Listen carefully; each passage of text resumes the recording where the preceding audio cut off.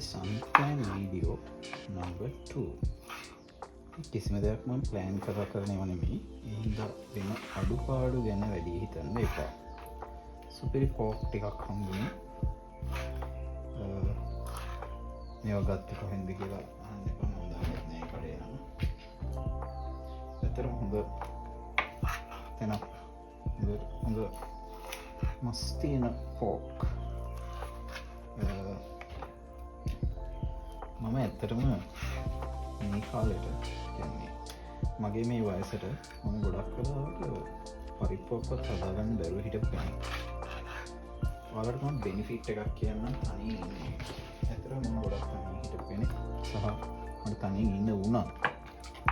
ඉතින් මම පොඩ ඉගෙන ගන්න වුණා මට කොහොමද තනියෙන් මේ දේවල් කරගන්න කියලා.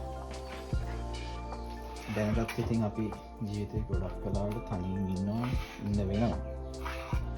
එතකොට ඉතින් අපිට මේ දේවල් පුරුදු වෙන හොඳයි. ඒක දැන් තමයි මට තේරෙන්නේ. එහෙනම් මම පුරුදුනේ නැත්තම් මෙහෙම දවස්වල මම කොහොමද සර්වයිව් වෙන්නේ කියන එක. ඒක තමයි ඉතින් කාරණාව.